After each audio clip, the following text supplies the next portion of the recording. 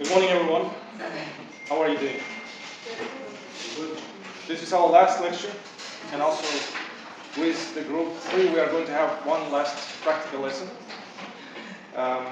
We are going to just review what we have learned in this course, and also we will learn about how we can apply our knowledge in real life. So it's the 15th lecture, linguistics and practical applications. A review. So you remember this slide, yeah? We learned about the branches of linguistics. So first we have learned about the structure of linguistics, about the definition of language, what is language, what is the difference of language and animal communication. And we have also learned about Noam Chomsky and Ferdinand de Saussure's definitions of language. And we studied the structure of language. Also, if someone asks you what is the structure of language, you can answer that it is phonetics, phonology, morphology, syntax, semantics, and pragmatics. And linguistic studies also the structure of language. So 3 branches, as you can see: sound, structure, and meaning. For sound, we have phonetics and phonology. For structure, you have morphology and syntax. And for meaning, you have semantics and pragmatics. Let's just review everything that we have learned about phonetics. You know, phonetics is the study of speech sounds. So on exams, you should be clear. You should speak about these concepts. Use these phrases. If someone will ask you what is phonetics, you will answer. It's the study of speech sounds. Okay? And the concepts that we have learned with you are articulation, how sounds are produced with your vocal cord. And then you have acoustic phonetics, which studies the vibration, the physical properties of sounds. And the last one is auditory phonetics. Auditory means how sounds are heard. Yeah? And you can see these pictures. From mouth, from vocal cord, you can see the vibrations go into the air. And air helps us, actually. Without air, you will not hear. And it goes to your ear. Yeah? We have also learned about the vocal cord parts. We have learned about IPA, about International Phonetic Alphabet. We have learned different concepts like bilabial sound, nasal sound, NSS. We have also learned about the structure of our vocal cord and our ear, and how the sounds are pronounced differently and are heard differently. So that's phonetics. What is phonology? It's difficult to differentiate these 2 branches of linguistics, because sometimes scientists, especially in Russian language, they just say that everything is phonology. So phonetics is included in phonology, or vice versa. Is phonetics includes phonology, but they are 2 different concepts. So if phonetics studies the physical properties of the sound, speech sounds, phonology studies the sound system of a certain language. These concepts like phonemes, allophones, syllable structure, stress, intonation. We have also learned about segmentals, suprasegmentals, intonation. We have also learned about the types of languages. You can also have different types of language based on the phonology, based on the sound system of those languages. So, for example, you have Chinese language, which is an example of tone language. And phonemes, basic units of sounds. Morphemes, allophones, variations of phonemes. Like you can give examples with T sound in stop and then top. Yeah.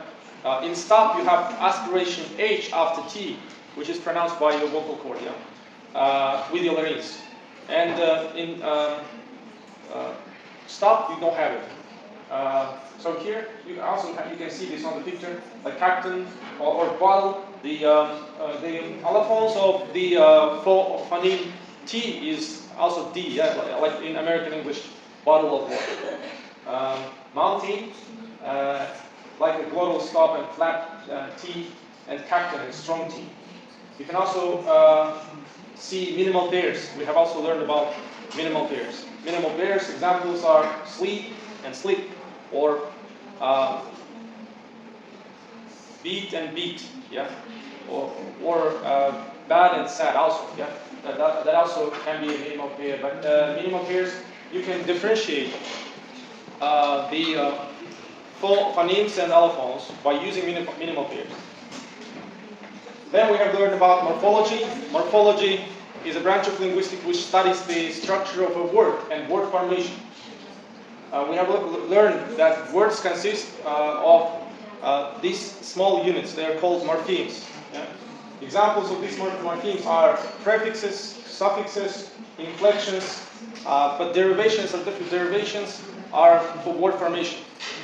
Compounding, also the concept of word formation, how 2 or 3 words are compounded to make one word. So that's how words are made. You can also see the structure of word. Unreadable. Unreadable, un is the suffix, and read is the root, and un is the prefix, read is the root, and able is the suffix. And you can also find out that they are bound morphemes or free morphemes. Yeah? If it is a bound morpheme, it doesn't have a meaning. If it is a free morpheme, it can stand alone and it has meaning. Then we have learned about the syntax, the study of sentence structure, and the rules for combining words. It studies the word order or co-occurrence in the sentence. Concepts, we learned about grammatical relations like subject and object, phrase structure, and we have also learned about clauses, sentence types, and here we have also made a syntactical analysis of a sentence. The cop saw the man with a binocular. How you can find out the meaning or the structure of this sentence? By analyzing, where is the noun phrase, where is the verb phrase? And sentences are usually consisted of noun phrase and word phrase. Here you have three sentences. You can look at here. I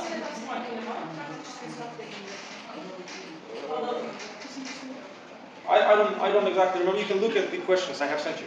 But I think no.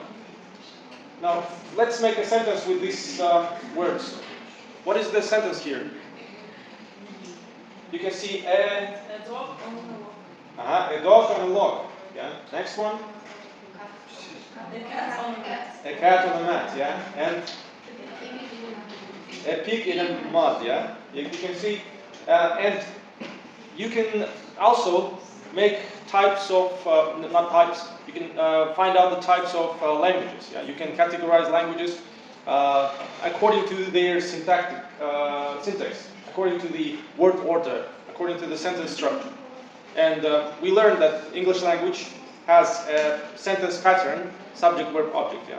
And Kazakh is subject, object, verb, like Turkish language. And Russian language is a flexible language, but also it's mostly subject, verb, object. And we have also learned about these unique languages which have unique word orders. So that's syntax. Then we have learned about semantics. Semantics studies the meaning of the language. It studies the meaning of the sentence, meaning of a word, meaning of a phrase, even meaning of a sound. And here are the concepts in semantics. Lexical meaning, word meaning, sentential meaning, semantics relations like synonymy, antonymy, homonymy, hyponymy, and truth conditions. We have also learned that semantics is a very difficult topic to understand because it deals with meaning, and every person understands the world according to his level. Yeah. Look at this example. I have given you example how you can see apple. Yeah. You see the apple and you have a word for apple. A word is just a form, but the meaning is hidden in this form. And the same, you have ambiguous sentences like the cop saw the man with a binocular can mean two things. Whether the cop saw a man with a binocular, he used the binocular itself, or he saw a man with using binocular. Yeah. So that's a very ambiguous thing, semantics. And often when people argue with each other, they can say, oh, that's all semantics.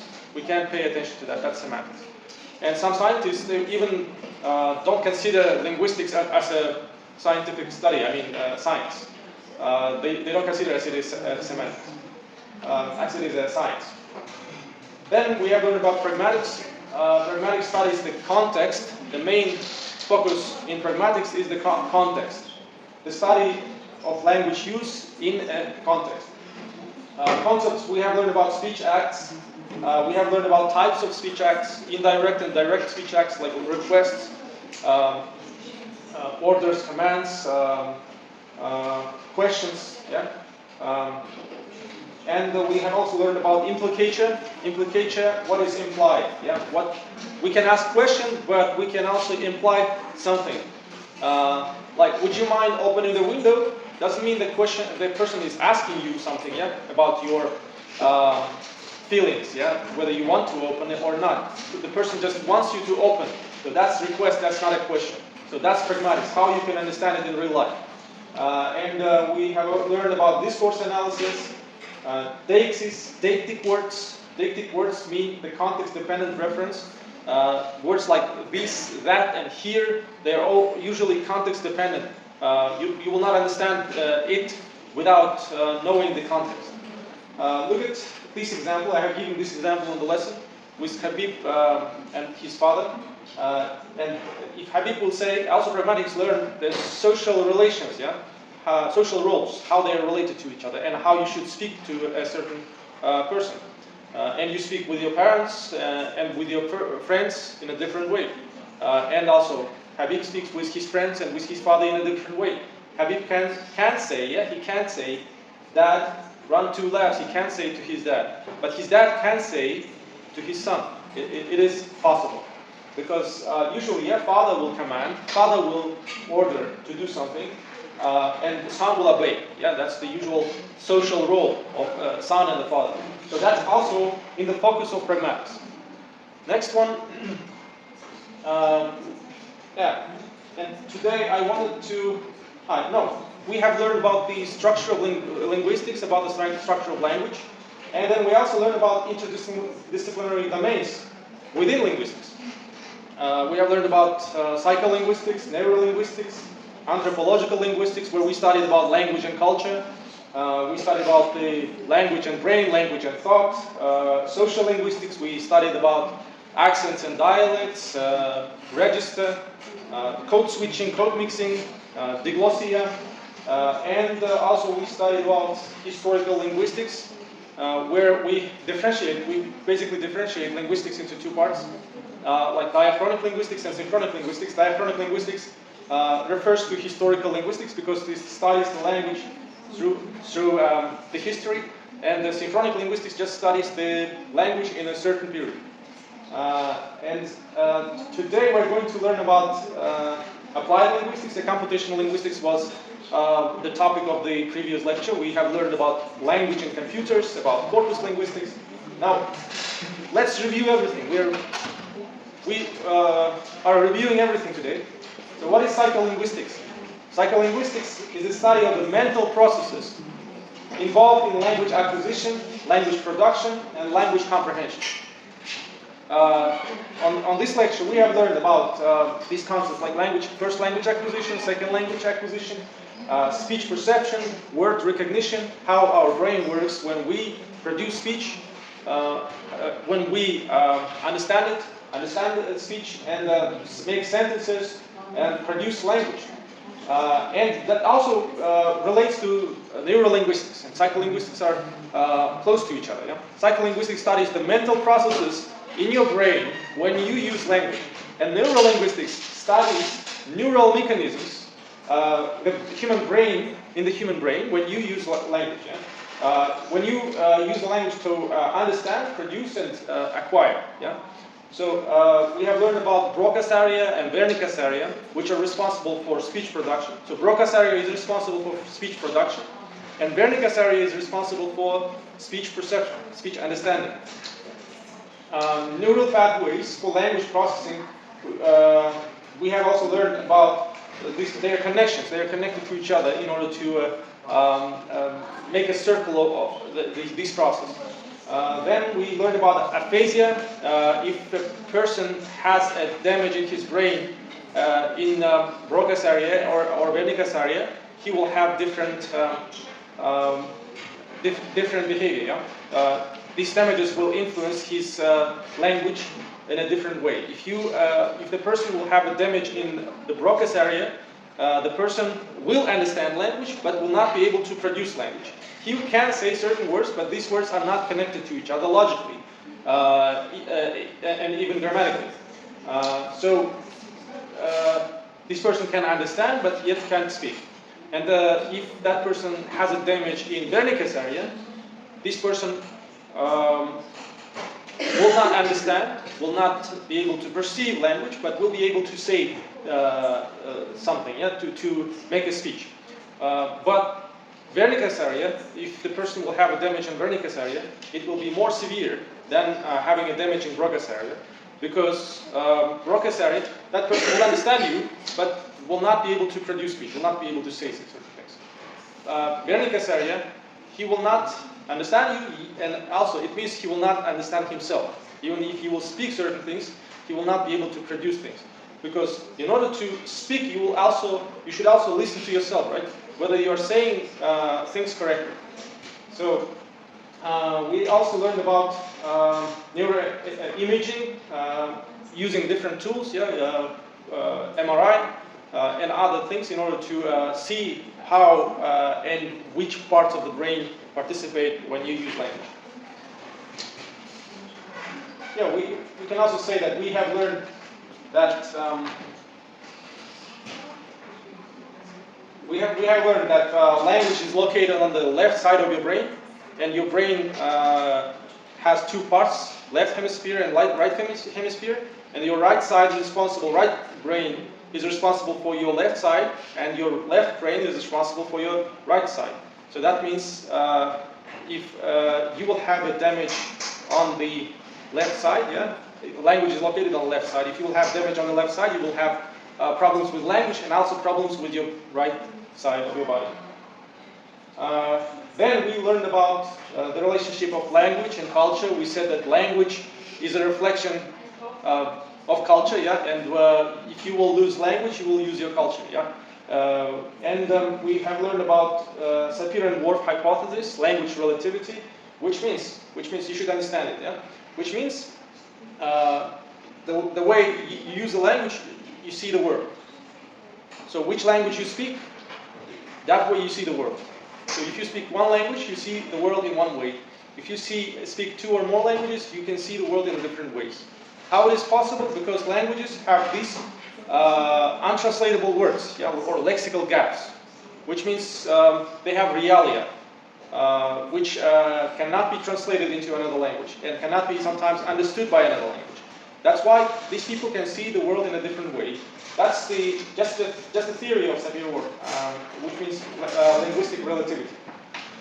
And we also learned about the connection of language and identity, oral traditions, language endangerment, and revitalization. Endangerment means language shift, language death. Yeah, we have also discussed about this. And how we can revitalize that. Revitalize means how we can revive these endangered languages.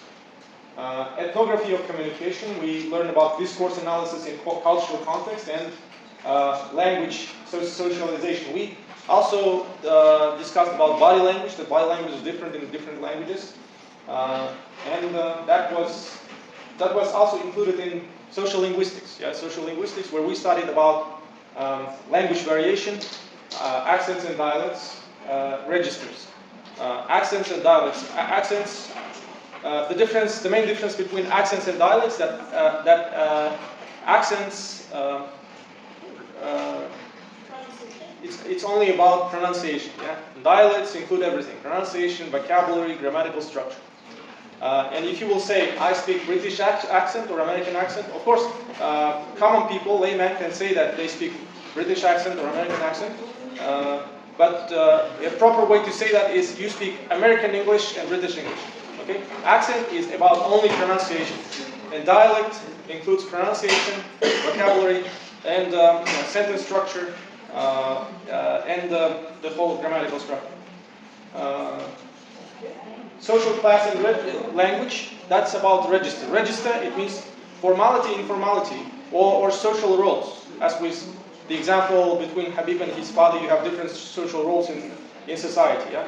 And you have also slang, jargon, yeah? the different ways, different variations of language.